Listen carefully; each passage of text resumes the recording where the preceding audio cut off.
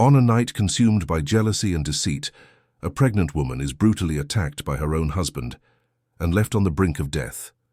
The crime video goes viral, and 3 siblings cross the country to turn their pain into justice. But when she awakens, the story stops being about survival and starts being about tearing down an empire of power and violence. If you like stories like this, watch until the end, subscribe to this channel, and leave your comment saying where you're listening from. The London sky still held the last stars when Camilla Atherton woke, up startled. Her 6-month pregnant body protested the abrupt movement. She looked to the side. The bed was empty once again. Tristan hadn't come home. She sighed, caressing her prominent belly.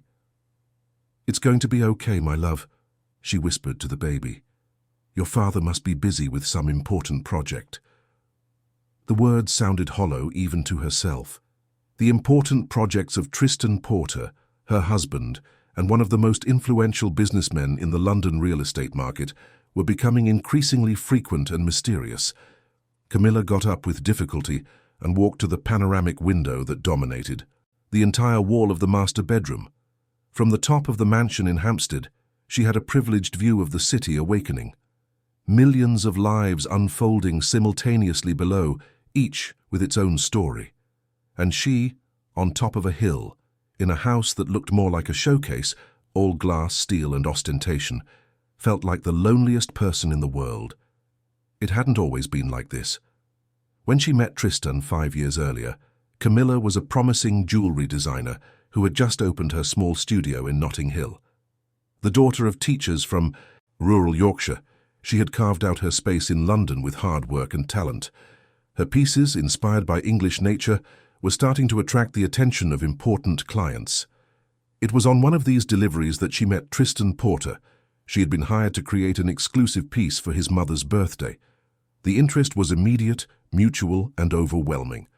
Within 6 months they were married, to everyone's surprise, especially Camilla's 3 siblings, who barely had time to get to know their brother-in-law. The first few years were a fairy tale. Tristan was charming, attentive, and seemed genuinely proud of his wife's talent. With his encouragement, Camilla expanded her business, opening a concept store in Mayfair. Life was smiling. Until, little by little, almost imperceptibly, the fairy tale began to unravel. First, there were small criticisms of her work, her clothes, her friends. Then questions about her outings, her hours, her calls.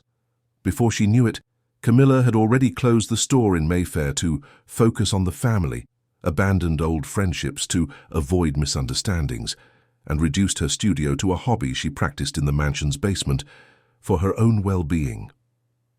The intercom doorbell rang, jolting her from her thoughts. Mrs. Janet, the housekeeper who had worked for them for 3 years, had already answered. "Mrs. Camilla," Janet called, her voice echoing through the marble corridors. "It's Mrs. Anne Beatrice from next door. She says a package was delivered there by mistake." "I'm coming, Janet," she replied, adjusting her robe over her nightgown. Anne Beatrice was her only friend in the luxury estate, a 60-year-old woman who lived alone after her husband's passing and seemed to have a sixth sense for when Camilla needed company. As she descended the curving staircase, Camilla felt a sudden dizziness and had to lean on the railing. The sleepless nights and constant worry were not doing her or the baby any good. Dr. Maxwell, her obstetrician, had already warned about the risks of stress during pregnancy. At the door, Anne Beatrice held a small package wrapped in brown paper, but her worried look said the object was merely a pretext. "Good morning, dear. Sorry to come so early, but I saw lights on and thought you were already up," Anne said, handing the package to Camilla. "Is everything all right? You look pale."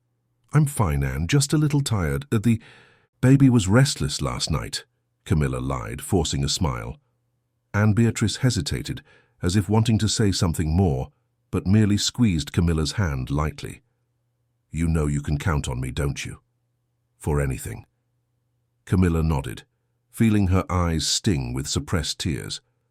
How to explain that her husband, the envied Tristan Porter, the one everyone admired for his business genius and charm at social events, had transformed into someone she barely recognized? How to confess that she increasingly feared his prolonged silences, his accusing glances, his sudden outbursts of rage? Thank you, Anne. Really? After her neighbor left, Camilla distractedly opened the package. It was a book on motherhood she had ordered weeks ago. She smiled ironically. She, who had always dreamed of a large family, now wondered if she had made a terrible mistake by deciding to have a child with Tristan. The sound of tires in the driveway interrupted her thoughts. Tristan was back. Camilla took a deep breath, trying to calm her racing heart. She placed the book on the coffee table and adjusted her brown hair, an automatic gesture she had developed, an unconscious attempt to always be presentable to avoid criticism.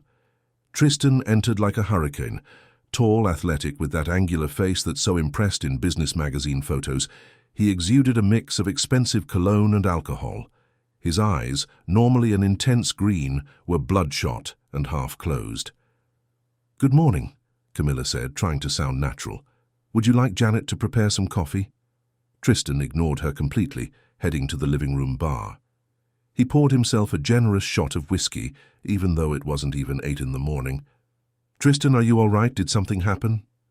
He turned slowly, with a smile that didn't reach his eyes. "Did something happen? Is that what you ask me?" The tone was low, controlled, but laden with a hostility Camilla knew all too well. "Sorry, Who is he, Camilla?" The question caught her completely off guard. "Who? What are you talking about?" Tristan drank the whiskey in one gulp and slammed the glass onto the table, making Camilla involuntarily flinch. "Don't play dumb. Do you think I'm an idiot? Do you think I don't know what happens behind my back?" Camilla felt the room spin. Accusations of infidelity had started a few months ago, always unfounded, always after Tristan spent the night out. It was as if he needed to justify his own absences by creating guilt in her. "Tristan, there's no one. You know that. I'm pregnant, for God's sake." "And that's supposed to mean something," he laughed, a harsh, cruel sound. "As if pregnancy stops women like you from cheating." "Women like me?" Indignation momentarily overcame fear. "What kind of woman do you think I am?" Tristan approached, invading her personal space. His eyes swept over Camilla's body with contempt. "A woman who conveniently got pregnant when she realized I was losing interest." Camilla recoiled, shocked by the cruelty of the words. "You wanted this baby as much as I did. We planned it together, chose the room, the name. How can you say something like that?" "The point, Camilla," he continued, completely ignoring her response, "is that I have evidence of your behavior." From the inside pocket of his crumpled jacket, Tristan pulled out an envelope and tossed it onto the coffee table. Camilla picked it up with trembling hands and opened it.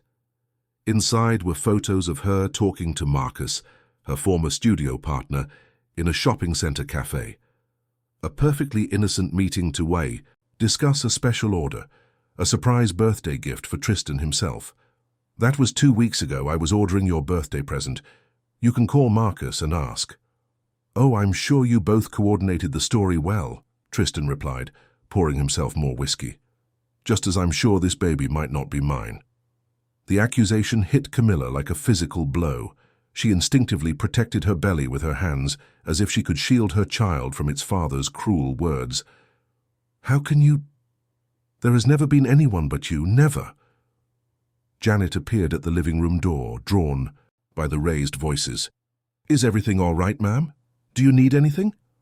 Before Camilla could answer, Tristan turned to the housekeeper. "Everything's fine, Janet. In fact, why don't you take the day off? With pay, of course. Camilla and I need privacy." Janet's alarmed gaze met Camilla's, who felt a chill. She didn't want to be alone with Tristan in that state. "Actually, Janet, I was thinking of going to the doctor today. I'm not feeling very well, and—" "My wife is perfectly fine," Tristan interrupted, now with a forced smile. "She just needs some rest. I'll take care of her myself." Janet hesitated, torn between obedience to her employer and genuine concern for Camilla. "Ma'am?" "It's all right, Janet," Camilla finally replied, trying to appear calm. "Enjoy your day. We'll see you tomorrow." As the housekeeper reluctantly left, Tristan turned his attention back to Camilla. There was something different in his gaze now, a feverish glint she had never seen before. You know what's most interesting, Camilla? I had a visitor last night. A visitor? Yes, Danielle Nolan. The name hit Camilla like a bucket of cold water. Danielle was the financial director at Tristan's company, and rumors about an affair between them had been circulating for months. Camilla had questioned Tristan once, and his reaction was so violent that she never brought up the subject again. What did she want? She asked, trying to keep her voice steady. To open my eyes. Tristan approached again, holding the whiskey glass like a weapon. To show me what everyone sees but me. And what would that be? Camilla asked, her throat dry with fear. That you're making a fool of me. Tristan placed the glass on the table with a calculatedly controlled movement. Danielle has been tracking your movements for weeks. She knows about your meetings, your calls, your secrets. Camilla couldn't believe what she was hearing. The idea of Danielle spying on her, invading her privacy, creating a distorted narrative to feed Tristan's paranoia, was revolting and terrifying at the same time. That's absurd. Danielle is making up stories because she's interested in you. Everyone at the company talks about it, Tristan. It was like striking a match near gasoline. Tristan's face contorted into an expression Camilla didn't recognize. In a swift movement, he grabbed the crystal vase that decorated the coffee table and hurled it against the wall, shattering it inches from where Camilla stood. Never suggest something like that again, he roared, advancing towards her. Danielle is a competent professional who is helping me see the truth. Unlike you, she has nothing to gain by deceiving me. Camilla instinctively recoiled, shielding her belly with her arms. Tristan, please, you're not thinking straight. Whatever Danielle showed or told you, it's not true. I never cheated on you, never even thought about it. This baby is your child. Our child. For an instant, it seemed her words had reached some rational part of Tristan's mind. He hesitated, running a hand through his disheveled hair. I can take any test you want when the baby is born, Camilla continued, seizing the opening. You'll see that when the baby is born, Tristan interrupted with a bitter laugh. Convenient, isn't it? 3 more months to continue your charade, living in this house, spending my money. Tristan, for God's sake, I never cared about your money. I had my own life, my career, which I abandoned because you insisted. Oh, sure, the great artist who gave up everything for love. Is that the story you tell to gain sympathy from others? He approached. Again, his green eyes now almost black with rage. Do you think I don't know you still work in secret? That you keep in touch with your special clients? Camilla felt a wave of despair. How to explain that the few jobs she still did were her only connection to who she really was? How to make him understand that she needed that creative space so as not to completely drown in the controlled, fearful person she was becoming? Yes, I do some pieces occasionally. I never hid that from you. But they're just artistic works, nothing more. Lie! Tristan's shout echoed through the empty house. Then, lowering his voice to a menacing whisper, Danielle showed me the messages. I saw how you arrange meetings with your special client. What messages? What are you talking about? Tristan took out his phone and opened a series of screenshots, thrusting the device into Camilla's face. They were conversations between her and Marcus, completely decontextualized and edited to appear compromising. This is doctored. That's not how it happened. Of course you'll say that. Tristan put his phone away. You know what else Danielle told me? That you plan to leave me as soon as the baby is born. That you'll ask for half of everything I own and run off with your lover. That's crazy. It never crossed my mind to leave you, even with everything that's been happening between us. Camilla held back the tears threatening to fall. Tristan, please, you need to trust me. We're a family. Family? The tone was pure scorn. You destroyed any chance of us having a family when you decided to cheat on me. Before Camilla could reply, the doorbell rang again. Tristan shot an irritated glance towards the door. Who is it now? I don't know. Camilla used the distraction to increase the distance between them. It must be the fruit delivery I ordered for the week. I'll get it. Tristan walked towards the door, but before opening it, he turned to Camilla with a menacing look. This conversation isn't over. While Tristan answered the door, Camilla seized the opportunity to grab her phone from the dining table. Her hands trembled so much she could barely hold the device. She needed to call for help. But who? Her parents had died in a car accident 3 years earlier. Her siblings lived in distant cities. And although they kept in touch, the relationship had cooled since her marriage to Tristan. Raphael, the eldest, was a corporate lawyer in Liverpool and was involved in high-profile cases. Philip, the middle one, worked as a financial executive in Manchester, always travelling on business. And Gus, the youngest, was pursuing a political career in Edinburgh and was beginning to gain national prominence. None of them truly knew the reality of her marriage. Camilla had always minimized the problems, partly out of shame, partly not to worry them. She quickly typed a message in the group she shared with the 3 of them. "I need to talk to you. It's urgent. Please call me as soon as you can." Tristan returned to the living room carrying a fruit basket, his gaze immediately fixed on the phone in Camilla's hands. "Who were you messaging?" "No one. Just checking the time." She tried to put the phone in her robe pocket, but Tristan was faster. "Let me see." "Tristan, no. It's my phone. You have no right to—" He grabbed her wrist forcefully, twisting it until Camilla, with a cry of pain, dropped the device. Tristan caught it mid-air and began checking. Recent messages. "Your siblings? What's so urgent to talk to them about?" His eyes narrowed dangerously. "Are you asking for help to run away? Is that it?" "No. I just wanted to tell them about the baby shower date." The lie came out automatically, a reflex of self-preservation. More lies. Tristan threw the phone away, the device smashing against the wall. Always lies. He approached again, and Camilla realized the situation had escalated beyond her control. For the first time, she saw something in Tristan's eyes that went beyond anger. There was a cold, calculating contempt that terrified her. "Please, Tristan, I'm pregnant with your child. I need to calm down. This isn't good for the baby. I already told you I'm not sure if this child is mine." His voice was icy. "And if it's not? Have you thought about that, Camilla?" The fear Camilla felt transformed into a wave of maternal protection. At that moment, no matter what happened to her, she needed to protect her child. "I'm going to the guest room to rest for a bit. We can talk when you're calmer." She tried to pass him towards the stairs, but Tristan blocked her way. "No, you're not. We're going to settle this now." He grabbed her arm again. "I want the truth, Camilla, all of it. I'm telling you the truth. There's nothing more to say."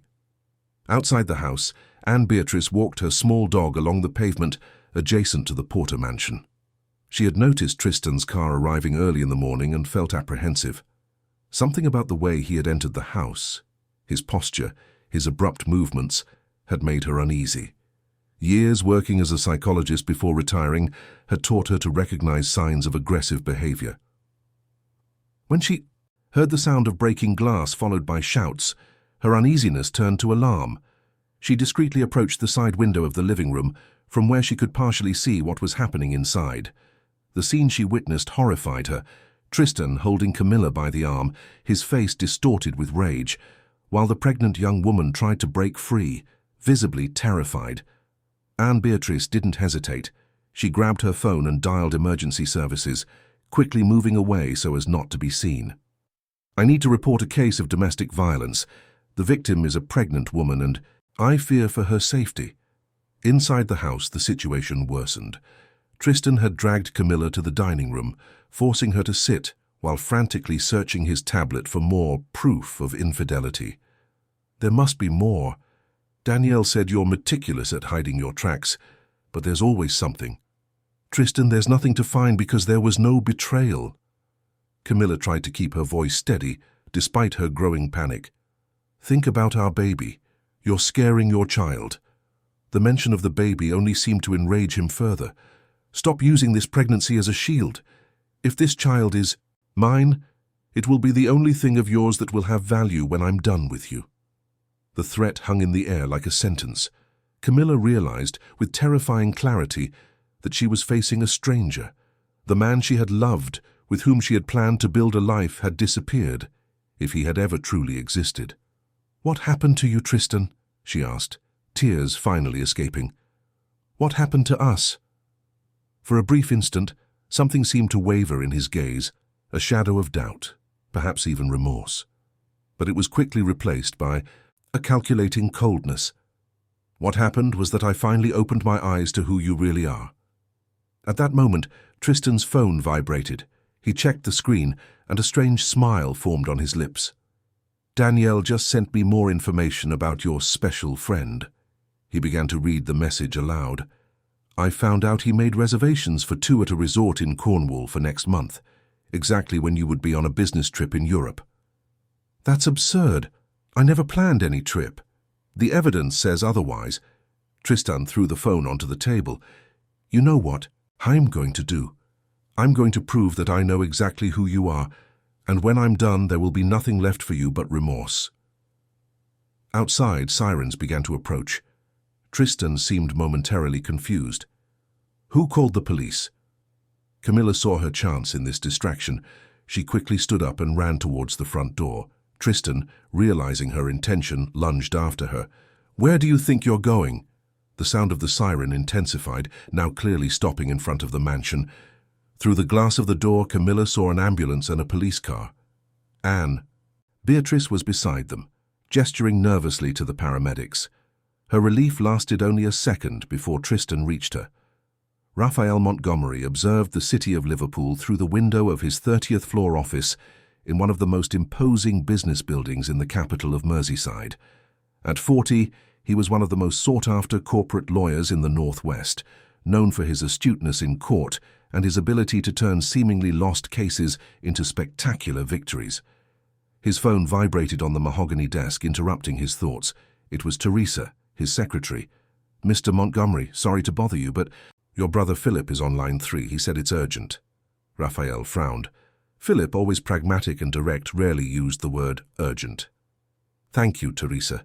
You can transfer him. He picked up the phone, feeling an inexplicable uneasiness. Philip? Any problem? Philip's normally controlled voice sounded altered on the other end of the line. Raf, did you see Camilla's message in the group? No, I was in court all morning and just got back. Raphael immediately opened the messaging app.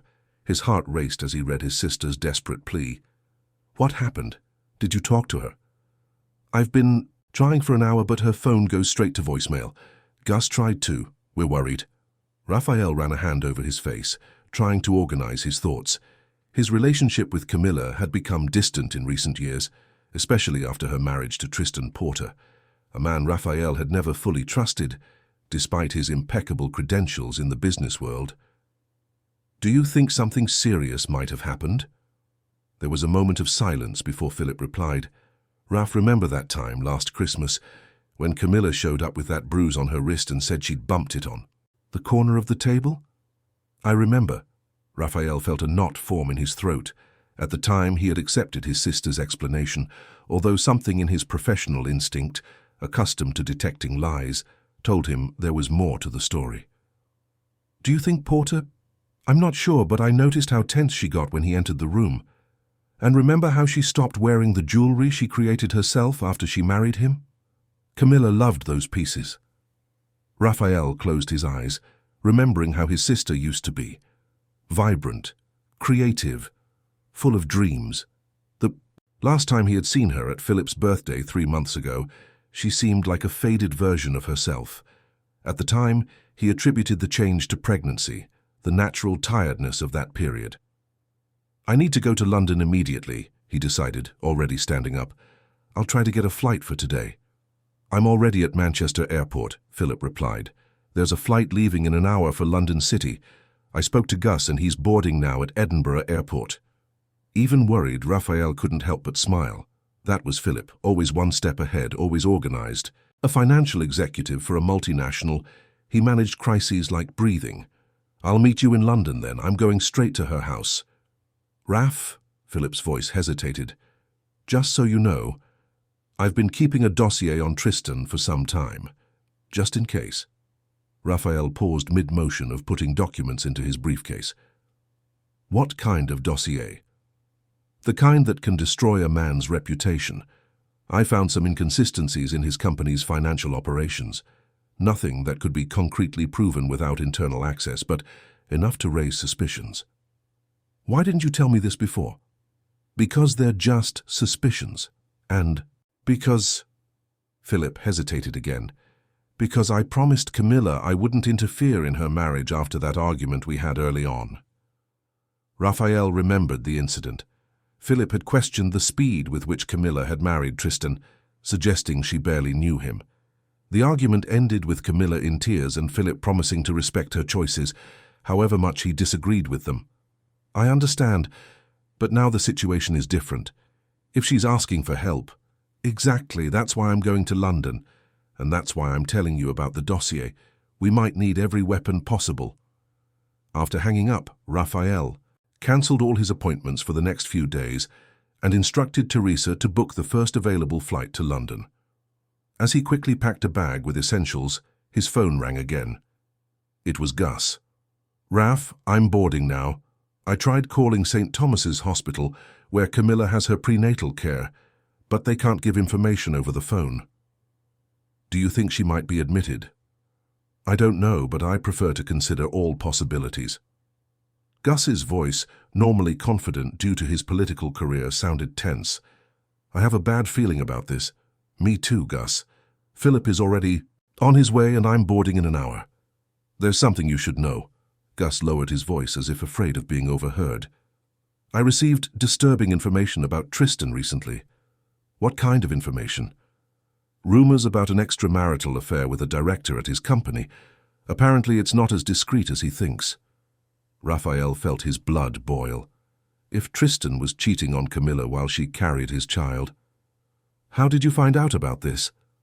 "A party colleague knows people who work at the construction company. They said it's practically an open secret in the corridors." Raphael finished, packing his bag with abrupt movements fueled by growing anger. "If he hurt our sister, Gus, I swear he'll pay dearly." "Let's find out the truth first," Gus replied, always the most thoughtful of the three. "Then we'll decide how to act." 2 hours later, Raphael disembarked at London City Airport. In the arrivals terminal, he spotted Philip, who had arrived minutes earlier. The brothers embraced briefly, concern evident on their faces. "Any news?" Raphael asked. "Nothing yet. Gus should arrive in 30 minutes. While waiting for the youngest, the two brothers tried again to contact Camilla, without success. Raphael then called Anne Beatrice, the neighbor he knew to be his sister's friend. Camilla had mentioned her name a few times in conversations. "Hello, Mrs. Anne Beatrice. This is Raphael Montgomery, Camilla's brother." There was a pause on the other end of the line, followed by a heavy sigh. "Raphael, thank goodness you got in touch. I tried calling the numbers I had, but I couldn't reach any of you." The woman's tone sent a chill down Raphael's spine. "What happened? Where is my sister?" "She's at King's College Hospital, Camberwell unit. There was an incident this morning at her house." "What kind of incident?" Raphael's voice was tense as a violin string about to snap. Anne Beatrice hesitated, clearly choosing her words. "Your brother-in-law, he lost control. I heard shouting, glass breaking. I called an ambulance and the police." Her voice wavered. "When they entered the house, they found Camilla fallen on the stairs. She was conscious but very shaken. Tristan claimed she had tripped, but you don't believe that?" It wasn't a question. "No, I don't believe it. I saw how he was holding her arm before, how he was shouting at her. Camilla is 6 months pregnant, for God's sake." Raphael closed his eyes, trying to control the fury that threatened to consume him. "How is she now?" "Stable, according to the doctors. I'm at the hospital with her. Tristan is also here, but they didn't allow him in the room after she expressly asked to be alone." "We're on our way. Please don't leave her side until we arrive." "Don't worry. I won't leave her alone." Philip, who was following the conversation by Raphael's expression, was already calling a taxi when his brother hung up. "King's College Hospital," Raphael said, his voice trembling with contained anger. "That bastard assaulted her, Philip, our pregnant sister." Philip paled but maintained his composure. "We're going to get her and take her away from him, today." On the way to the hospital, they messaged Gus, informing him of the situation. The youngest replied that he would take a taxi directly from the airport to the hospital.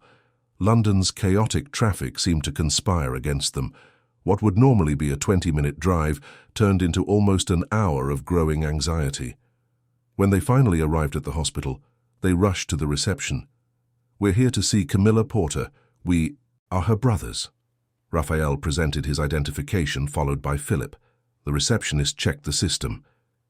She's in room 405 East Wing, but I need to warn you that there's a sensitive situation. The patient's husband is in the waiting room on that floor, and there's been a disagreement between him and the medical staff. What kind of disagreement? Philip asked, already anticipating problems. He insists on seeing his wife, but she left express instructions not to allow him entry. We are respecting the patient's wishes, but he is quite agitated. Raphael and Philip exchanged determined glances. We understand. Thank you for the warning. As they headed to the elevators, they spotted Gus rushing through the main door. The youngest, always elegant, even in the worst circumstances, had a face heavy with worry. How is she? He asked, quickly embracing his brothers. We haven't seen her yet. We're going to the room now, Raphael replied. But there's a problem. Tristan is in the waiting room. Gus's eyes, normally gentle, hardened. Then, let's deal with that problem first. Upon reaching the 4th floor, they immediately spotted Tristan. He was pacing back and forth in the waiting room, gesticulating nervously as he spoke, on the phone. When he saw the 3 brothers stepping out of the elevator, he stopped abruptly. I have to hang up, he said into the phone, putting it in his pocket. Then he forced a smile that didn't reach his eyes. Brothers-in-law, what a surprise. I didn't know you were coming. Where is our sister? Raphael asked, cutting straight to the point. In room 405, being treated. An unfortunate accident, she slipped on the stairs. These things happen, especially during pregnancy, when balance is compromised. Raphael studied Tristan's face intently, noticing his bloodshot eyes, the faint smell of alcohol. That still emanated from him, the way his hands trembled slightly. Years in court had trained Raphael to identify liars. Accident? Is that what you're telling the doctors? Raphael's tone was dangerously calm. Tristan narrowed his eyes, sensing the implicit accusation. Are you implying something, brother-in-law? Because if you are, I suggest you be direct. Philip stepped forward, placing himself partially between Raphael and Tristan. We came to see our sister. Where are the doctors? Dr. Clara should be in the room with her, Tristan replied, crossing his arms defensively. But I think you should know that Camilla isn't acting rationally today. She's been making confused accusations. The doctor thinks it might be stress from the pregnancy. Gus, who had been observing silently until then, approached. What kind of accusations, Tristan? There was something in Gus's controlled tone, perhaps years of training in political rhetoric, that seemed to destabilize Tristan more than Raphael's barely contained fury. Nonsense. She's confused, mixing up things that happened. Tristan ran a hand through his hair, a nervous gesture. See for yourselves. But please don't agitate her. It's not good for the baby. Raphael felt an almost irrepressible urge to grab Tristan by the collar of his shirt and demand the truth. But he restrained himself. The priority now was Camilla. Let's see our sister, he said simply, heading towards the corridor that led to the rooms. The 3 brothers walked in silence until they found room 405. They stopped before the door, exchanging hesitant glances. As much as they had prepared during the journey, none of them were truly ready for what they might find on the other side. Raphael knocked softly. Camilla, it's us. A female voice, not Camilla's, replied, You may enter. As they opened the door, they first saw Anne Beatrice, the 60-year-old neighbor, sitting in a chair beside the bed, and then their gazes fixed on Camilla. Lying under the hospital sheets, she looked smaller and more fragile than they had ever seen her. Her pale face had a bruise forming on her right temple. Her left arm had a dressing, and various machines monitored her vital signs. Seeing them, her eyes, green like their mother's, instantly filled with tears. You came, she whispered, her voice choked. The 3 brothers quickly approached, positioning themselves around the bed. Raphael took one of his sister's hands, noting with anger the finger-shaped bruises on her wrist. Of course we came, he said, fighting the lump in his own throat. We're your family. Philip, always the most emotionally reserved of the 3, had tears in his eyes. How are you, Mila? She tried to smile, but the gesture turned into a grimace of pain. "I've been better, but the baby is fine. That's what matters." Instinctively, her free hand rested on her belly. Gus approached from the other side of the bed, leaning in to kiss his sister's forehead tenderly. "What happened, Camilla? Please, we need to know the truth." The forced smile disappeared completely. Camilla averted her gaze, fixing it on the window through which London's cloudy sky could be seen. Tristan lost control. He said horrible things, accused me of cheating, questioned if the baby is his." Her voice faltered. "When I tried to leave the house, he stopped me." "He assaulted you?" Raphael's question was direct, his voice restrained. Camilla nodded slowly, silent tears streaming down her cheeks. "It wasn't the first time, was it?" Philip asked softly.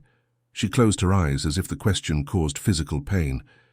"It started with words, control. Then it was shoves, accidents. Today was different. I've never seen him so out of control." "Why didn't you tell us before?" Gus's voice trembled with contained emotion. Camilla finally looked at her brothers, her face marked by shame and guilt. "How could I? You have your lives, your problems, and I was ashamed. Ashamed to admit I was so wrong, that I let this happen." A solitary tear rolled down her face. "And I was scared. Tristan has so much power, so many connections. He always said no one would believe me against him." Raphael felt as if something broke inside him. His little sister, whom he had protected since childhood, had suffered alone out of fear and shame while he went about his life, too busy to notice the signs. "Camilla, look at me." He waited until she complied. "This ends today. You are never going back to that house. You are never going to be alone with him again. We will take care of you and the baby, and Tristan will pay for every tear you shed." "He's right," Philip added, holding his sister's other hand. "It's over, you're not alone anymore." "But how?" Camilla asked, her voice trembling with fear. "He controls everything, our accounts, our assets. He has friends everywhere. Since I got married, I've lost so much. My independence, my friends, my work." "Don't worry about that now," Gus said, the political strategist already formulating plans. "We have resources he doesn't even imagine, and more importantly, we have the truth on our side." Anne Beatrice, who had been observing the scene in silence, stood up. "I'll leave you alone. Camilla needs this moment with you. I'll be outside if you need anything." "Thank you for everything, Anne," Camilla said sincerely. "Without you." The elderly woman smiled gently, squeezing Camilla's shoulder affectionately. "Rest now, you're in good hands." As soon as Anne Beatrice left, Raphael adopted a more practical stance. "We need to talk to the doctors, understand exactly your health status and the baby's. Then we'll arrange your departure from here to a safe place where he can't find you." "I've already made some calls," Philip said. "I have a corporate apartment in Notting Hill that no one associates with my name. We can take her there temporarily. And I've already contacted Renee, my legal assistant," Gus added. "She's arranging the best. Lawyers specializing in domestic violence. We'll request protective orders immediately." Camilla looked at her brothers with a mixture of gratitude and disbelief. "You really planned all this just from receiving my message?" The three exchanged glances, a silent understanding passing between them. "We're your brothers, Camilla," Raphael replied simply. "We should have realized what was happening sooner. We failed you." "No, you didn't fail," she protested, trying to sit up better in bed. "I hid it from you. I pretended everything was fine, lied about the bruises, avoided talking about my marriage." "Still, we should have seen beyond appearances," Philip insisted. "But that doesn't matter now. What matters is the future, your future and the baby's." At that moment, the door opened and a middle-aged doctor entered the room. Her badge identified her as Dr. Clara Miller. "Good afternoon. You must be the brothers Camilla mentioned."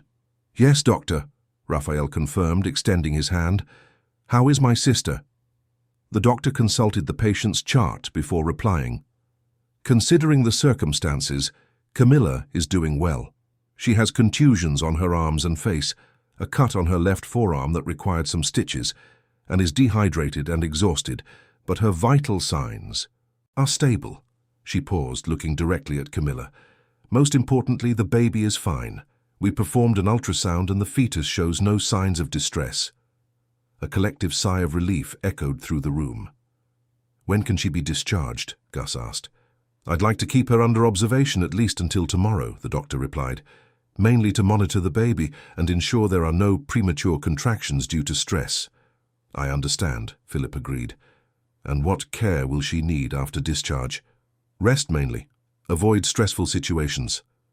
The doctor looked significantly at the three brothers. And I must mention that we have already activated the protocol for domestic violence cases. A social worker will come to speak with Camilla, and a report has been sent to the authorities. Thank you, Doctor, Raphael said. We will do everything necessary to ensure her safety and well-being. The doctor nodded, satisfied with the response. A nurse will be in shortly to check vital signs again and change the arm dressing. If you need anything, just call. When the doctor left, a heavy silence fell over the room. It was Camilla who broke it. Tristan won't accept this easily. He doesn't like to lose. He's already lost, Raphael said, resolute. He just doesn't know it yet. There's something else you need to know, Camilla continued, her voice low, almost a whisper. He has a mistress, Danielle Nolan. She's the one feeding these ideas into his head, telling him I'm cheating, that the baby isn't his. We know about her, Gus confirmed, and we'll deal with that too. Camilla seemed to want to say something more, but hesitated, biting her lower lip, a childhood habit that surfaced when she was nervous. What is it, Mila? Philip encouraged. You can tell us everything. It's just remember that jewelry box Mom left me, with the family pieces? The brothers nodded. It was an intricately carved wooden box, a generations-old heirloom, containing jewelry passed down from mother to daughter in the Montgomery family. Tristan sold it. He said they were outdated pieces, that I never wore them anyway, and that the money would be more useful invested. Her voice faltered. It was the last material memory I had of Mom. The revelation dropped like a bomb in the room. Those jewels were not just financially valuable. They were part of the family's history, carried memories, belonged to the female lineage of the Montgomerys for generations. We'll get them back, Philip promised, determination clear in his voice, no matter how. A knock on the door interrupted the conversation. Everyone turned, tense, expecting to see Tristan. But it was just a nurse bringing Camilla's medication. As the professional checked the equipment and administered the medicine, the brothers exchanged significant glances. What they had heard was more than enough to strengthen their resolve. Tristan Porter had destroyed Camilla's life long enough. Now he would face the united force of the Montgomery siblings. When the nurse left, Raphael leaned down and kissed his sister's forehead affectionately. Rest for a bit. One of us will always be here with you. You're not alone anymore, Mila. Thank you, she whispered, her eyes already closing due to the effect of the sedatives. I missed you all so much. The three watched in silence as Camilla fell asleep, her face finally relaxing in medicated slumber. What do we do now? Gus asked in a low voice, so as not to wake her. First, we ensure she stays safe, Raphael replied. Then we start dismantling the empire of lies Tristan built. I'll get Anne. Beatrice, Philip said, heading for the door. We need her as a witness to document what she saw today. And I'll deal with Tristan, Raphael declared, a dangerous glint in his eyes. Raph, Gus held his elder brother's arm. Don't do anything impulsive. We need to be strategic. Don't worry, Gus, I'm a lawyer, remember? I know exactly what I can and cannot do legally. With a final look at the sleeping Camilla, Raphael left the room. In the corridor, he found Philip returning with Anne Beatrice. She's asleep, Raphael informed. I'm going to have a talk with our brother-in-law. Philip nodded gravely. Do you want me to come with you? No, stay with Camilla. Don't leave her alone for a minute.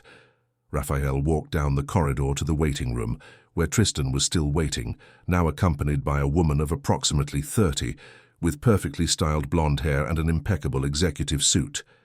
Even without ever having seen her before, Raphael instinctively knew who she was. Ah, brother-in-law, Tristan exclaimed, standing up. How is Camilla? Can I see her now? Raphael completely ignored the question, fixing his gaze on the woman. You must be Danielle Nolan. The woman seemed momentarily disconcerted but quickly recovered, extending her hand with a professional smile. And you are? Raphael Montgomery, Camilla's brother, the woman your lover assaulted today. Danielle's smile wavered while Tristan stepped forward, his face contorted with indignation. Be careful what you're implying, Raphael. Danielle is my financial director and came here as a concerned colleague. As for Camilla, I've already explained it was an accident. Raphael smiled, a cold smile that didn't reach his eyes. You know what's interesting about my work as a criminal lawyer, Tristan? I've learned to recognize a liar from a mile away. And you, brother-in-law, are a terrible liar. Tristan visibly paled at the direct confrontation, but regained his composure with a speed that showed practice in high-pressure situations. I see Camilla has already been making her accusations.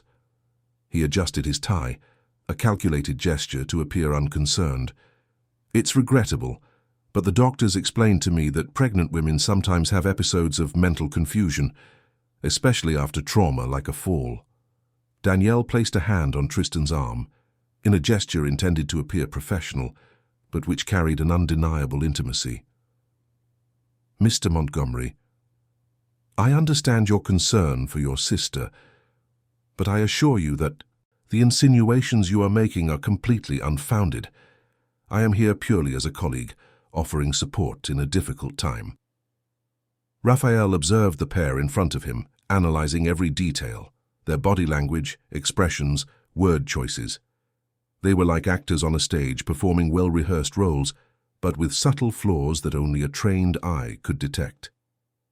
It's interesting that you mention that, Ms. Nolan, Raphael replied, maintaining a controlled tone. Because my sister mentioned your name, something about you having proof of her supposed infidelity. A flash of panic crossed Danielle's eyes, so quickly it might have gone unnoticed by someone less attentive. Tristan intervened before she could reply. That's ridiculous. Danielle barely knows Camilla. Really? Because according to my sister, it was Ms. Nolan who fed your paranoia about infidelity, paternity, and secret trips. Curious, isn't it? Tristan took a threatening step towards Raphael, but recoiled when he noticed two hospital security guards watching the scene intently. I think it's better if we continue this conversation elsewhere, he suggested, forcing a conciliatory smile. There's nothing for us to talk about, Tristan, Raphael replied coldly. I only came to communicate 3 things. First, you will not approach Camilla or the baby from now on. Second, by the end of the day, a court order will back that decision. Third, be prepared to face the legal consequences of your actions. Are you threatening me? Tristan laughed, incredulous. Based on what? On the confused word of a pregnant and hysterical woman. Raphael felt the fury rise within him, but he remained composed. Years of courtroom experience had taught him the value of strategic calm. Based on physical evidence, witnesses, and a documented history of abusive behavior. Your career is built on sand, Tristan. One good blow and everything crumbles. It was Danielle's turn to intervene, her professional tone now replaced by something more aggressive.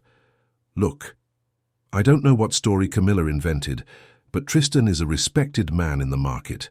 No one will believe the fantasies of an unstable woman who, as far as I know, abandoned her own career to become dependent on her husband. The cruel comment was exactly what Raphael expected. Confirmation that Danielle knew far more about Camilla than a mere colleague should. Interesting your knowledge of my sister's professional life, Ms. Nolan, considering you barely know her. Danielle realized her mistake. Too late. Tristan shot her an irritated glance before trying to regain control of the situation. Raphael, we're family. We don't need to involve lawyers and courts in this. When Camilla calms down, I'm sure we can resolve everything like adults. Family? Raphael laughed, a humorless sound. You methodically destroyed my sister for years, isolating her, controlling her, erasing who she was. Today, you crossed a line from which there's no return. So no, Tristan, we are not family, we are adversaries. Before Tristan could reply, Philip appeared in the corridor, approaching quickly. "Raf, we need you inside." Raphael nodded, but before turning away, he faced Tristan one last time. "Oh, and if you're worried about your precious name being dragged through the mud, I suggest you speak to the reporter who just arrived at reception. It seems someone anonymously informed the press about the domestic accident involving renowned businessman Tristan Porter and his pregnant wife." Tristan's face contorted into a mask of fury and panic. "You wouldn't do that." "I wouldn't. But you've made many enemies along the way, Tristan. People who were just waiting for your downfall." With that, Raphael turned and followed Philip down the corridor. As soon as they were out of Tristan's earshot, Philip asked, "Is there really a reporter downstairs?" "Not yet, but there will be soon," Raphael replied with a cunning smile. "Gus is taking care of it now." Back in the room, they found Camilla awake, talking in a low voice with Gus. She looked up anxiously when her brothers entered. "Is he still here?"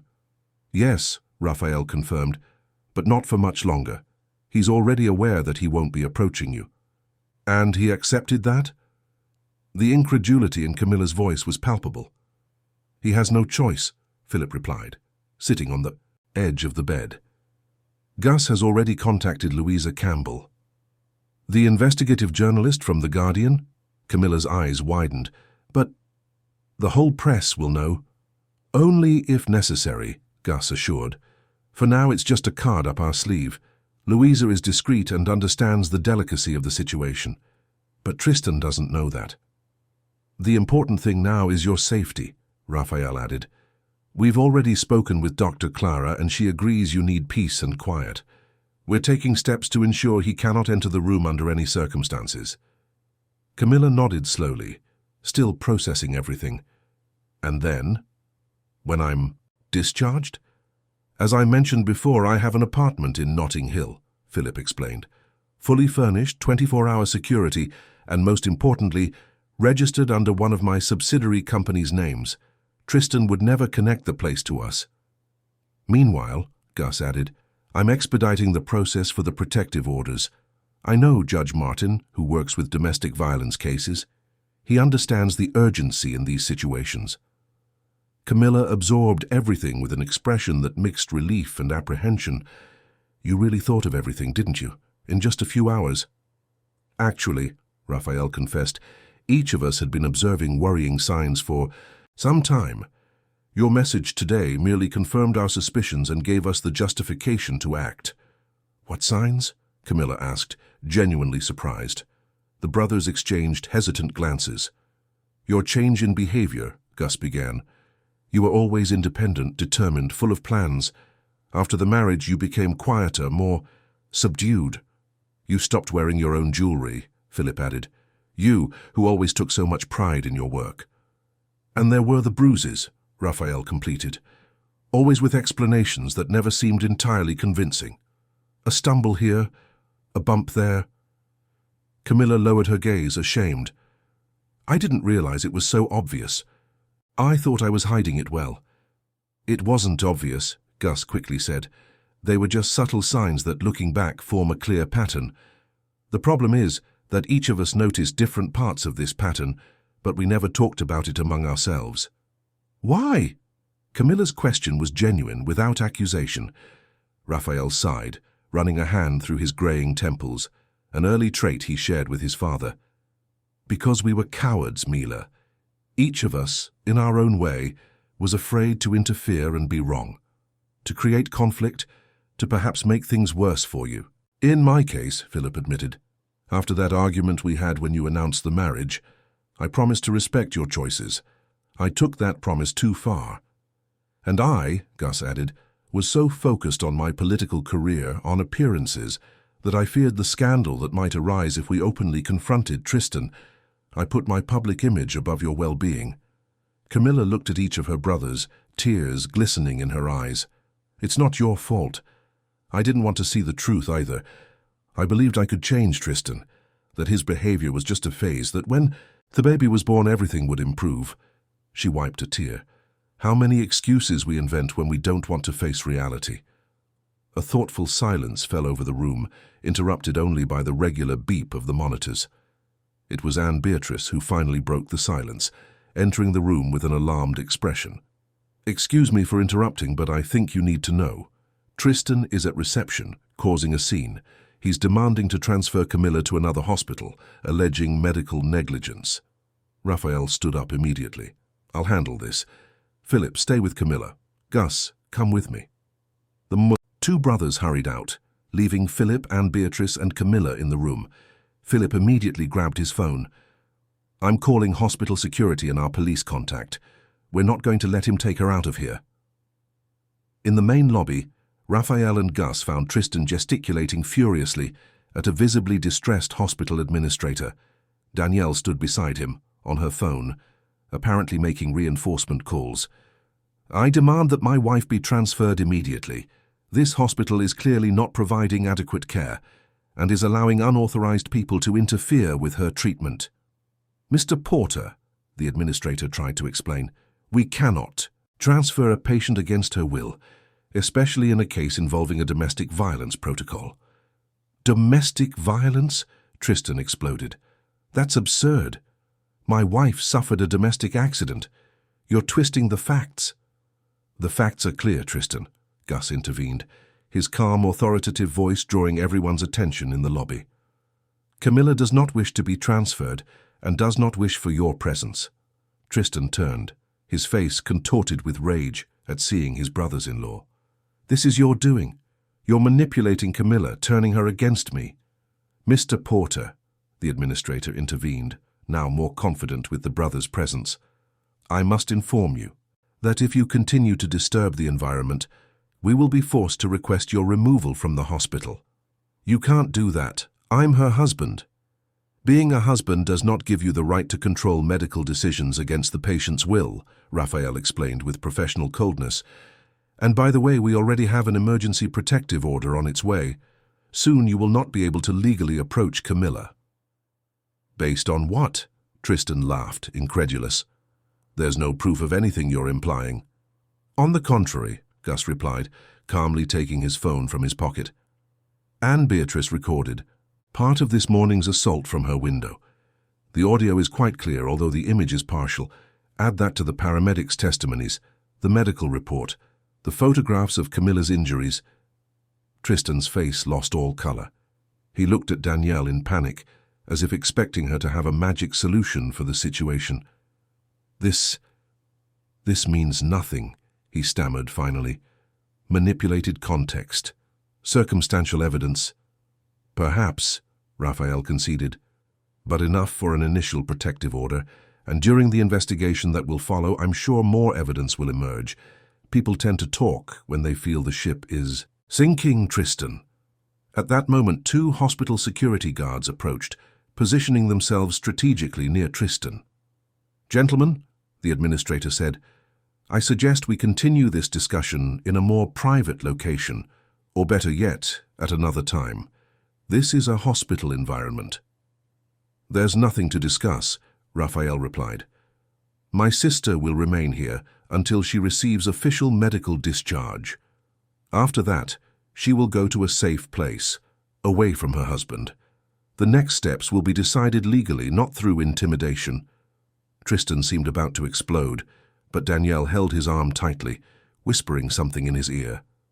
After a few tense seconds, he finally nodded.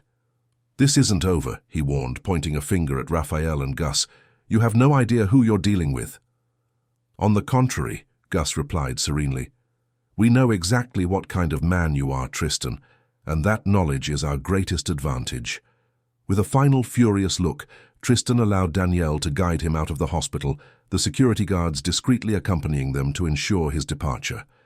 As soon as the couple disappeared through the automatic doors, Raphael and Gus exchanged looks of tense relief. "He'll retaliate," Raphael predicted, "and fast." "We're counting on it," Gus replied. "People like him always expose themselves when cornered." Back in the room, they found Philip finishing a call, while Camilla watched anxiously. "I got a private security guard," Philip announced.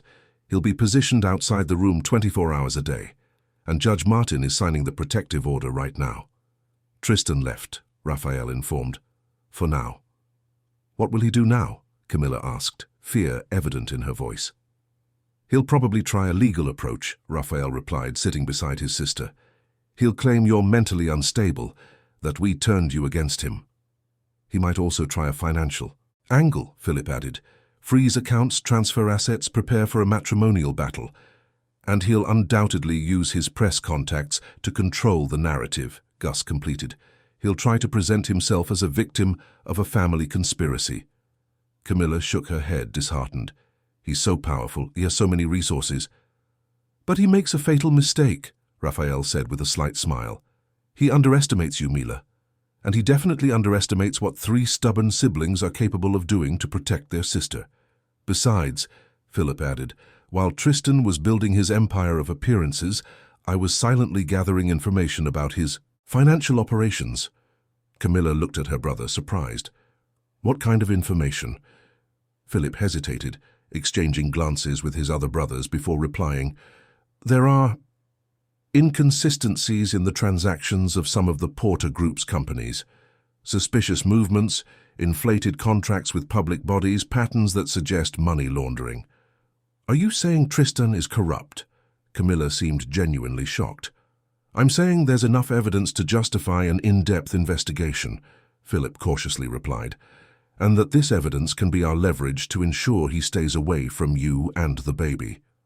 "But that would be blackmail," Camilla observed, uncomfortable. "It would be self-defense," Raphael corrected. "We would only use this information if he made it impossible to protect you by conventional means." Gus, always the most conscious of political and ethical implications, intervened. "We won't make any hasty decisions. The important thing now is your recovery and safety. We will follow all appropriate legal protocols." Camilla nodded slowly, still processing everything she had discovered in the last few hours, not only about Tristan, but also about her brothers and how each in their own way had been more attentive and concerned than she had imagined. "Thank you," she simply said, her voice choked, "for everything." The next 24 hours passed at an intense pace. As predicted by the siblings, Tristan did not remain inactive. The following morning, while Camilla was still hospitalized, 2 simultaneous events signaled the beginning of his counter-offensive. First, a judicial notification was delivered to the hospital requesting a psychiatric evaluation of Camilla, alleging erratic behavior and possibly harmful to the fetus. The document, signed by a renowned psychiatrist who was curiously a close friend and client of Tristan's, suggested that Camilla was suffering from gestational psychosis and represented a risk to herself. Simultaneously, a small note appeared on a widely circulated news portal mentioning family problems involving the successful businessman Tristan Porter and insinuating that envious relatives were trying to interfere in his marriage for financial gain. Raphael immediately reacted to the judicial notification, activating his network of legal contacts to contest the request. Gus, in turn, used his political connections to ensure that Tristan's narrative in the press did not gain further traction without contradiction. Meanwhile, Philip had initiated a discreet operation to track and protect Camilla's financial assets, what was left of them, as Tristan had methodically taken control of most over the years. By the end of that day, Camilla was discharged from the hospital, on the condition of maintaining rest and returning for follow-up in 48 hours.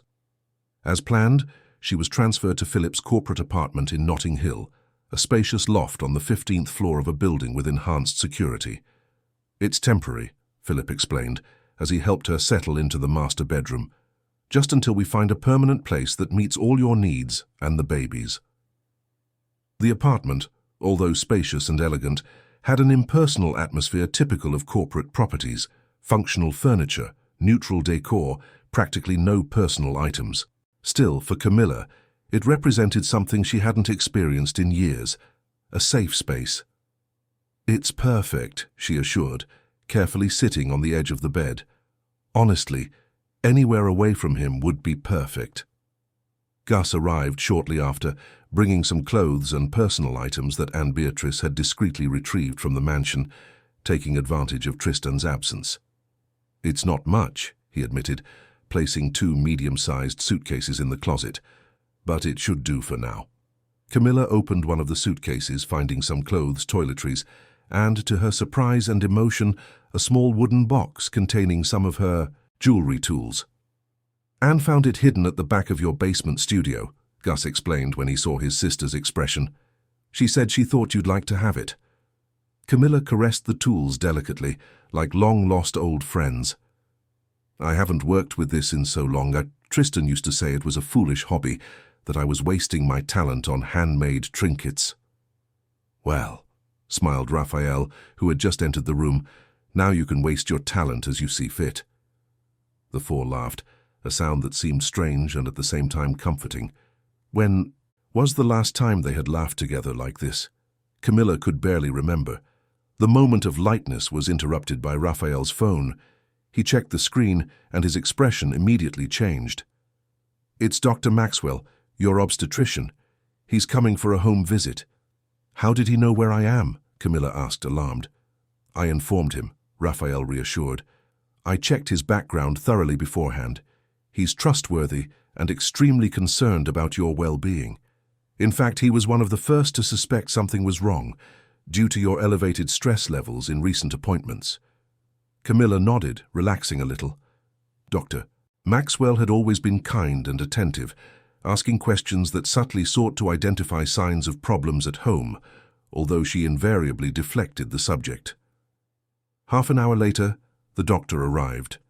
After a complete examination and a portable ultrasound, he confirmed that both Camilla and the baby were well, considering the circumstances. "The most important thing now is to avoid stress," he emphasized, putting away his equipment. "I know it's easier said than done, given the situation, but try to focus on the positive. You are safe, you have family support, and your baby is developing normally." "And what about the request for a psychiatric evaluation?" Raphael asked. Dr. Maxwell shook his head, visibly annoyed. "Complete nonsense. I've already prepared a report vehemently contesting that claim. Camilla demonstrates absolute lucidity and no signs of any psychological disorder, beyond the natural anxiety caused by the abusive situation itself." After the doctor left, the four siblings gathered in the living room to discuss the next steps. Philip had prepared an impromptu strategy board on a whiteboard, divided into categories: legal, financial, media, and security. "Priority number 1 remains your protection," Raphael began, pointing to the security section. "The protective order is already in effect, but we know it's just a piece of paper. We will maintain 24-hour private security, and we've installed an additional alarm system in this apartment." "On the financial aspect," Philip continued, "I've already identified 3 bank accounts that Tristan couldn't access. One of them the savings account you opened in your name when you started your studio, and 2 others related to royalties from designs you licensed to that jewelry store in Paris." Camilla blinked, surprised. "Are those contracts still valid? I thought Tristan had cancelled them." "Apparently, he tried," Philip explained, "but since they were signed exclusively by you and registered internationally, he couldn't. There are approximately 95,000 euros accumulated in those accounts." "That's much more than I imagined," Camilla admitted, feeling a glimpse of the financial independence she had lost. "As for the media," Gus intervened, "Louisa Campbell is prepared to publish your story when and if you decide to make it public. Meanwhile, we are closely monitoring any attempts by Tristan to control the narrative." "And on the legal aspect," Raphael concluded, "in addition to the protective order, we are preparing the divorce documentation and to ensure your financial security and the baby's custody." Camilla absorbed everything in silence, observing the meticulously organized board. It was surreal to see her personal life dissected into categories and strategies, like a corporate project or a political campaign. At the same time, she felt deeply grateful to have siblings with such complementary skills, each contributing their expertise to rebuild what Tristan had systematically destroyed. "And what about the studio?" she finally asked. "My workspace?" The brothers exchanged glances as if the question had caught them by surprise. "Well," Philip began hesitantly, "we hadn't thought about that yet, but we can include it in the plans immediately," Raphael completed. "This apartment has an office that could be temporarily converted." "Actually," Gus interrupted, If I may make a suggestion, remember that studio in Camberwell that Mom kept for her painting lessons? It's still in the family's name, just closed since she passed. An emotional silence followed the mention of their mother, who had passed away 3 years earlier. For Camilla, the loss had been particularly devastating, as it occurred a few months after her marriage to Tristan, when she was already beginning to notice the first signs of controlling behavior in her husband. At the time, she took refuge in his apparent compassion, not realizing how this would further deepen her emotional dependence. The studio would be perfect, she finally agreed. Mom would love to know I'm using that space to create again. The decision was made. In the following days, while Camilla rested and physically recovered, her brothers alternated between their professional responsibilities and the mission to protect her and rebuild her life. Raphael coordinated the legal side, contesting each of Tristan's legal maneuvers with ruthless precision. Philip managed the financial aspect, untangling the complex web of accounts and investments Tristan had created to keep Camilla dependent. Gus used his diplomatic skills to neutralize defamation attempts and build a network of institutional support. A week after her hospital discharge, Camilla felt strong enough to visit her mother's old studio in Camberwell. Accompanied by Raphael and the security guard hired by Philip, she hesitantly entered the space that had been closed for years. The studio was smaller than she remembered, about 60 square meters, with large windows facing north, providing perfect natural light for detailed work. The white walls were slightly yellowed with age, but the wooden floor remained in good condition. In the Wamiwes center, still covered by dusty sheets, were the easels and tables that Louisa Montgomery had used for her painting classes. "It will need a good cleaning," Raphael observed, running his finger over one of the tables and leaving a trail in the dust. "But the structure seems solid." Camilla walked slowly through the space, touching the covered objects as if trying to connect with the memories imbued in them. As a child, she often accompanied her mother during classes, sitting quietly in a corner with her own drawing materials. It was there that she discovered her passion for creating delicate and detailed pieces, first on paper, then in metal. "This place," her voice faltered with emotion. "It's as if a part of her is still here." Raphael approached, putting his arm around his sister's shoulders. "She would be so proud of you, Mila, of your strength, your courage to start over." Camilla rested her head on her brother's shoulder, allowing herself to cry, not tears of sadness or fear, as had become habitual in recent years, but tears of relief, of possibility, of connection with who she truly was. "I'm going to transform this place," she declared, wiping her face. "Not just into a studio, but into a space of healing for me and for the baby." In the following weeks, the studio underwent a metamorphosis. The walls were repainted a vibrant white, the floor sanded and varnished, and the electrical and plumbing systems modernized. Jewelry equipment, some recovered from the mansion's basement by Anne Beatrice, others new, purchased with royalty money, was methodically installed. In one corner, Raphael and Philip set up a small nursery, so Camilla could work with the baby nearby when it was born. In another, Gus installed shelves with books on art, design, and entrepreneurship, a silent reminder that this space was not just a refuge, but a professional new beginning. As the studio took shape, the legal battle with Tristan intensified. As expected, he used all resources at his disposal to try to regain control. Judicial petitions, allegations of mental instability, media manipulation, attempts to freeze assets. Each maneuver was meticulously contested by the legal team coordinated by Raphael. The turning point came at the beginning of the 3rd month after the separation. Camilla was in the studio working on a special piece, a bird's nest pendant, in silver and gold, symbolizing protection and renewal, when she received an unexpected visit from Philip. His normally composed face was lit by an unusual excitement. "We found it," he announced without preamble, placing a folder on the workbench. "Or rather, Louisa Campbell found it." "Found what?" Camilla asked, intrigued by her brother's animation. Philip opened the folder, revealing a series of documents and photographs. "The definitive proof that Tristan has been systematically manipulating you. and even better, proof of his illicit financial activities. Camilla examined the documents, initially confused by the technical terms and numbers, but as Philip explained, understanding and indignation grew. The documents revealed by Philip were more impactful than Camilla could have imagined. They were detailed records of how Tristan, with Danielle's help, had systematically diverted funds from Camilla's original studio to shell companies, effectively stealing the fruit of her own labor while convincing her that the business was not profitable. "He made me believe my work was a financial failure," Camilla murmured, her voice trembling with indignation. "He said he was subsidizing my hobby while in fact he was stealing my profits." "Exactly," Philip confirmed, pointing to a series of bank transfers. "Your studio was generating considerable profit, especially after that exhibition at the Mayfair Gallery. But Tristan, as your financial consultant, redirected most of it to offshore accounts." There was more.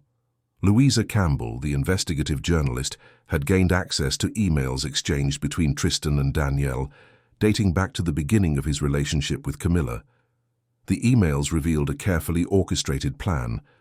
Danielle had identified Camilla as a promising designer whose creations were starting to gain value in the international market. Tristan then deliberately approached her, not out of love, but as a long-term investment. "It was all calculated," Camilla said, the cruel reality finally revealing itself completely. "From the first glance, the first smile, all part of a plan to exploit me." Philip nodded gravely. "Unfortunately, yes, but there's a silver lining to all this." "Which would be?" "This evidence not only ensures that you will receive financial compensation for everything he diverted, but also destroys any possibility of him obtaining custody of the baby or continuing his threats." Camilla absorbed the information, instinctively caressing her belly now in its 8th month of gestation. "How do we get this? I mean, officially, legally?" Philip smiled, a glint of professional satisfaction in his eyes. "That's the masterstroke. Louisa not only found the evidence, she tracked the source. And do you know who provided the initial information that led to this entire discovery?" Camilla shook her head, confused. "Danielle herself." "What? Why?" "Apparently, Tristan started pushing her away once he realized he was losing control over you. She didn't like being discarded like a pawn who had served her purpose." Camilla laughed humorlessly, the irony of the situation not escaping her.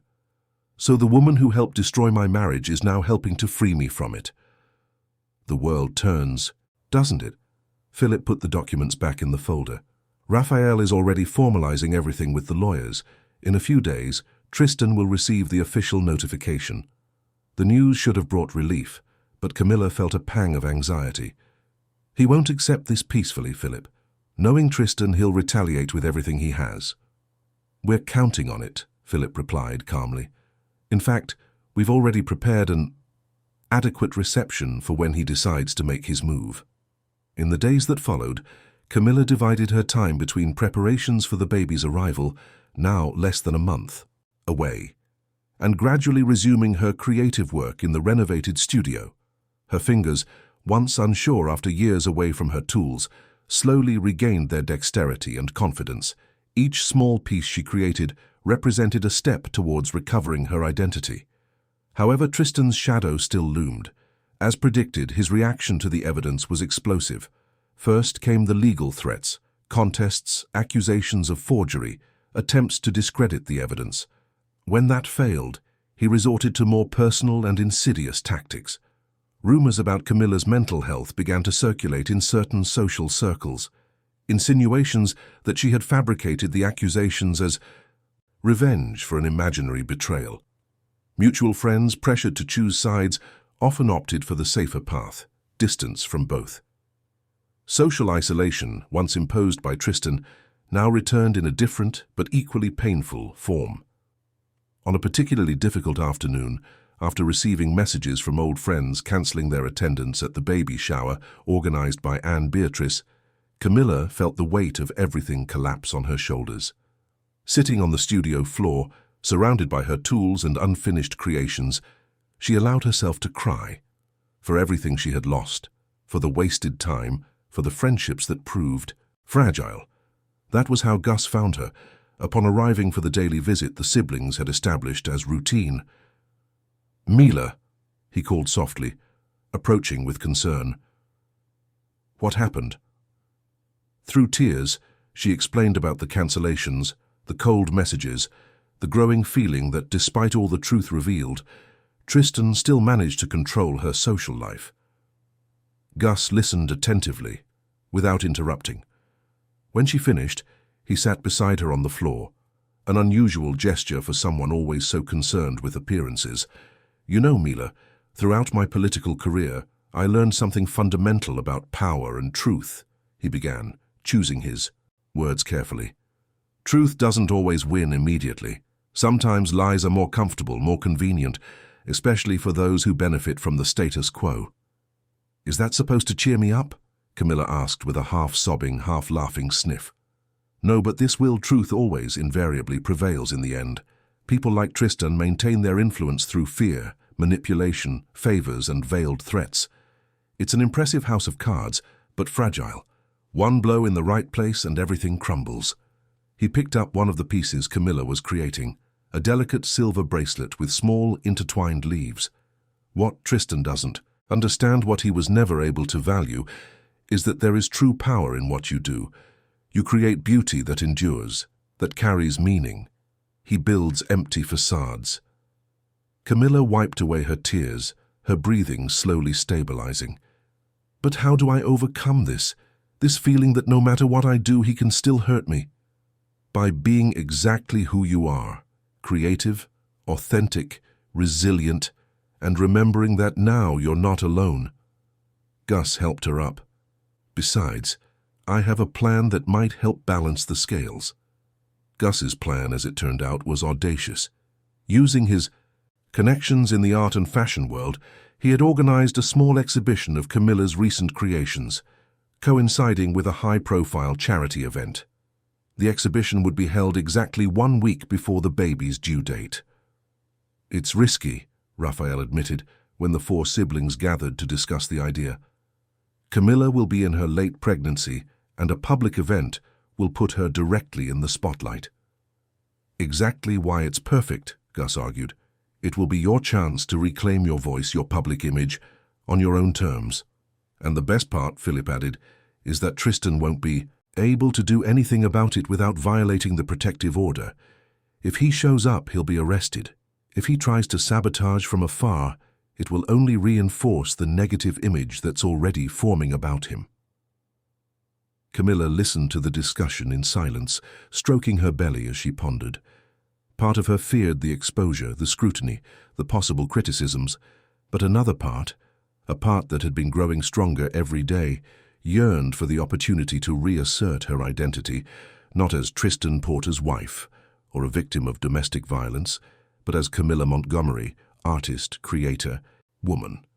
"Let's do it," she finally decided. "But with one condition.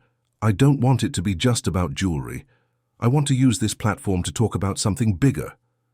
The brothers exchanged curious glances. "What kind of thing do you have in mind?" Raphael asked. "I want to create a special series of pieces, inspired by stories of rebirth and transformation, and part of the profits will go to a project I'm conceiving, a support space for women who are trying to rebuild their lives after abusive relationships." The idea was met with enthusiastic approval. In the following weeks, Camilla worked with renewed intensity, balancing the physical fatigue of advanced pregnancy with the creative vigor she hadn't experienced in so long. Each piece in the collection told a story of rupture and reconnection, of scars transformed into beauty, of fragility revealing itself as strength. The exhibition was scheduled for an intimate gallery in Notting Hill, a space known for promoting independent artists with innovative approaches. Anne Beatrice, who surprisingly proved to be a talented organizer, coordinated the practical details of the event. Louisa Campbell, the journalist who had done so much to uncover Tristan's schemes, pledged to cover the opening, ensuring positive visibility. On the eve of the big day, as the final adjustments were made in the gallery space, Camilla met with her brothers in the studio for a moment of reflection.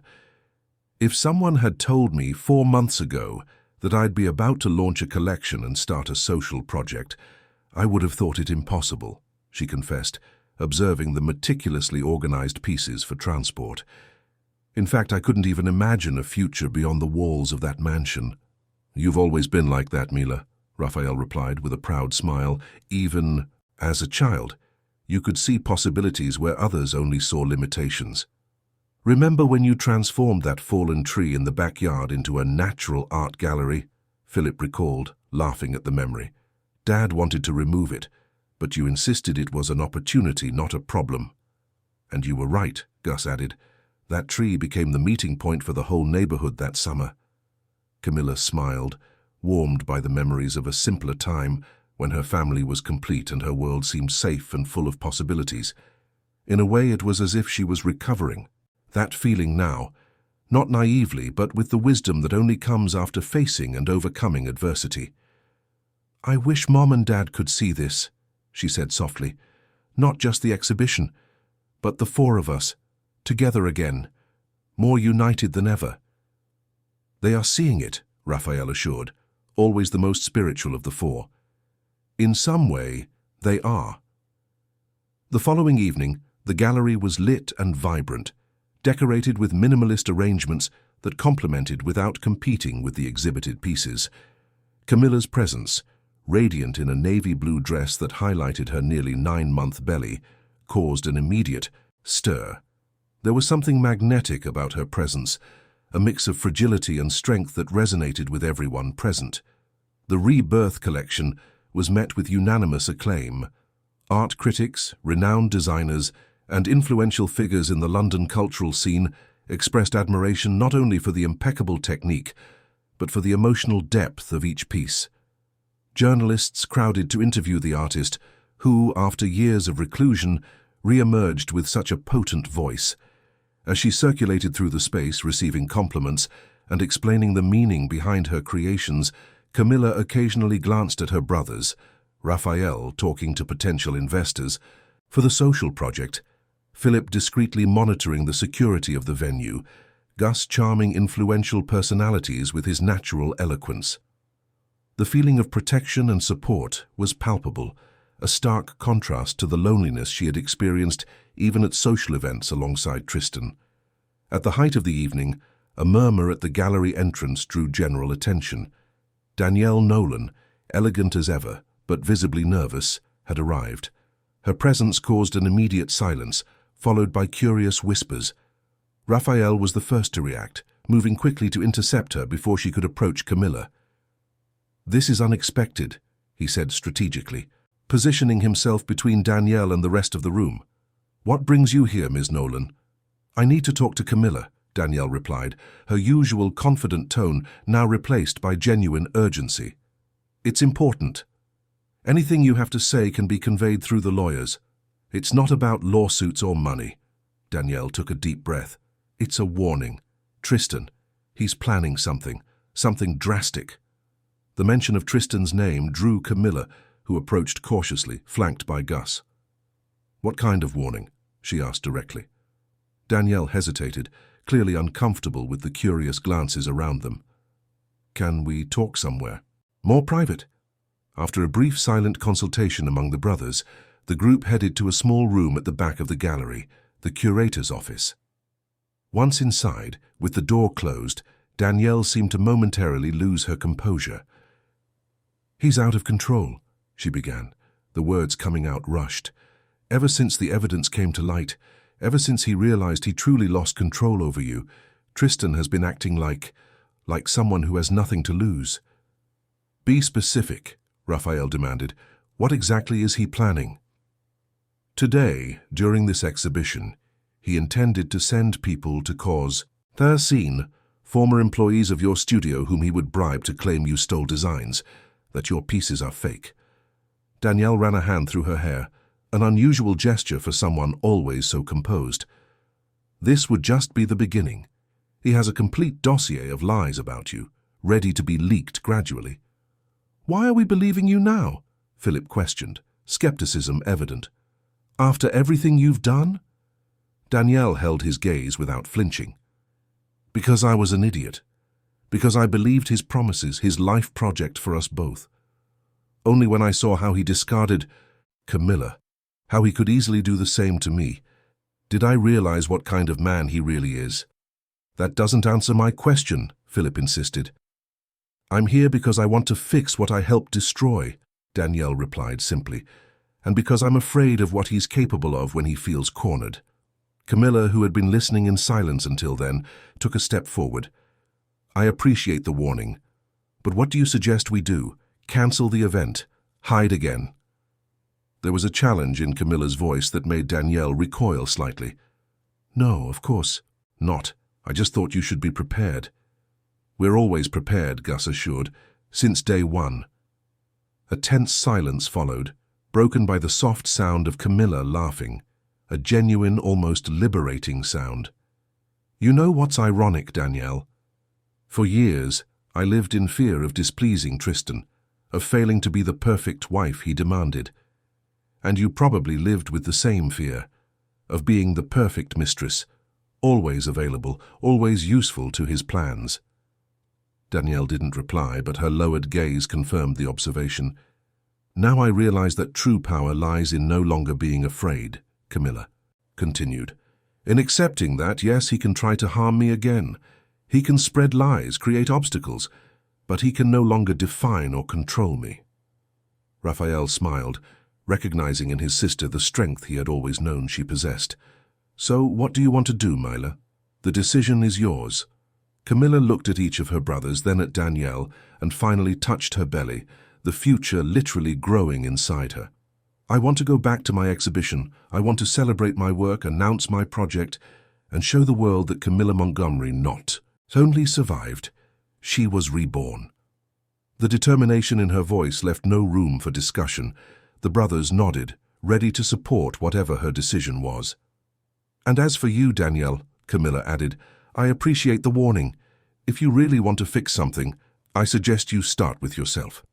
With that, Camilla returned to the main hall, where her absence was already beginning to be noticed. The evening proceeded without incident, either because Danielle's warning allowed for preventive measures, or because Tristan had backed down from his plans upon learning of his ex-lover's presence at the exhibition.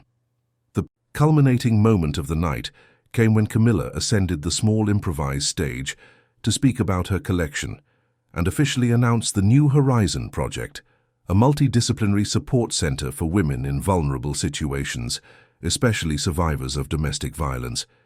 Each piece in this collection tells a story of transformation, she explained, her clear, confident voice echoing through the silent hall. The gold that must pass through fire to reveal its purity. The silver that when marked does not lose its value. It merely gains a new narrative. Her eyes swept over the attentive audience, pausing momentarily on her. Brothers on Anne Beatrice, on familiar and unfamiliar faces. For a long time I believed I was broken, irreparably damaged by experiences that tried to diminish who I am. Today I understand that our scars are not flaws. They are marks of a journey, evidence of our capacity for healing and renewal. A murmur of approval swept through the hall, punctuated by some spontaneous applause. The New Horizon project is born from this understanding, a space where women can find not only practical assistance, legal, psychological, financial, but also the opportunity to rediscover their own voices, their talents, their ability to create new futures. As Camilla detailed the plans for the center, which would initially operate on the upper floor of the studio and gradually expand to other spaces, the energy in the hall was palpable, a mixture of admiration, empathy, and most importantly, hope. I conclude by thanking everyone who made my own rebirth possible, she finished, emotion finally showing in her voice, especially my brothers, who taught me that family is not just shared blood, but a daily choice of love and protection. The applause was thunderous, many of those present visibly moved.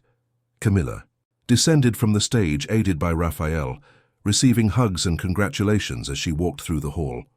The event continued in a celebratory atmosphere, with several pieces being sold for values that exceeded all expectations, ensuring a solid start for the funding of the social project. In the week following the exhibition, while the echoes of success still resonated in the form of glowing reviews and positive reports, Camilla went into labor. The birth of Sophia, a healthy baby girl weighing 3.2 kilograms, proceeded without complications at St. Thomas's Hospital. The three brothers waited anxiously in the waiting room, each bringing carefully chosen gifts for their new niece. "It's perfect that it's a girl," Gus commented, holding little Sophia in his arms with a mixture of wonder and nervousness. "Another strong woman in the Montgomery family, with three overprotective uncles to ensure nothing bad ever happens to her," Philip added, watching his niece with adoration. Raphael, always the most reflective, observed the scene with a serene smile. "She will have something even more important, the example of a mother who will show her that it is possible to rebuild from the ashes, stronger and wiser." Camilla, exhausted but radiant, absorbed the image of her family gathered around the new life she had brought into the world. Her daughter was born not amidst the fear and control that had characterized the last years of her life, but surrounded by love, protection, and infinite possibilities. In the weeks and months that followed, life found a new rhythm. The New Horizon project was officially inaugurated when Sophia was 3 months old, having already informally assisted several women seeking guidance after learning Camilla's story through the media. The legal battle with Tristan eventually reached a settlement, not through his conciliatory efforts, as he remained combative until the end, but because Camilla decided that her energy would be better invested in building her future than in prolonging past disputes. With her brothers ensuring her rights were protected, she accepted a substantial financial settlement as compensation for years of financial exploitation and emotional damage, definitively closing the Tristan Porter chapter of her life. The studio, now officially renamed Montgomery Studio, transformed into a vibrant space of creativity and healing. On the ground floor, Camilla and a small team created jewelry that quickly gained renown for its originality and emotional significance. On the upper floor, the New Horizon project grew, with volunteer professionals offering everything from legal assistance to art therapy workshops. On a particularly pleasant late afternoon, almost a year after the events that had transformed her life, Camilla found herself in the studio, working on a new collection while Sophia played in her specially installed playpen near the workbench. Raphael, who had reduced his workload at the office to dedicate more time to the family, read peacefully on a nearby sofa, occasionally making funny faces to elicit giggles from his niece. "You know what I was thinking?" Camilla commented, carefully adjusting a stone in an unfinished piece. Raphael replied, looking up from his book. "How unpredictable life is. A year ago, I was trapped in a toxic marriage, isolated, afraid of the future. And now—" She gestured around, indicating the vibrant studio, her healthy daughter, her brother nearby. "And now you are exactly where you should be," Raphael completed, "being exactly who you are." Camilla smiled, absorbing the simple truth of that statement. Her phone rang, interrupting the moment. It was a message from Philip, informing her that he and Gus would arrive soon for the weekly family dinner, a tradition they had established and religiously maintained regardless of their busy schedules. "The boys are on their way," she announced, putting her phone away. "We should start tidying up." "Let me take care of Sophia while you finish that," Raphael offered, getting up to pick up his niece, who was already reaching out her little arms for her favorite uncle. Camilla watched them for a moment, the simple, perfect scene of her brother playing with her daughter, before turning her attention back to the piece she was working on, a delicate necklace where 4 small silver birds protected, a central nest containing a single pink gemstone symbolizing Sophia. It was a gift to herself, to celebrate the 1-year anniversary of her liberation. As her skilled fingers put the finishing touches on the piece, Camilla reflected on the journey that had brought her there. Every challenge overcome, every moment of doubt and fear, every small triumph, all had contributed to the woman she had become. A woman who had not only survived, but who had transformed her pain into purpose, her wounds into wisdom, her silence into a voice. The setting sun cast a golden light through the wide windows of the studio, bathing the space in an almost magical glow. Outside, the city of London pulsed with its characteristic energy, and inside, in the sanctuary she had created for herself and her new expanded family, Camilla Montgomery finally felt at home, not just in a physical space but within herself.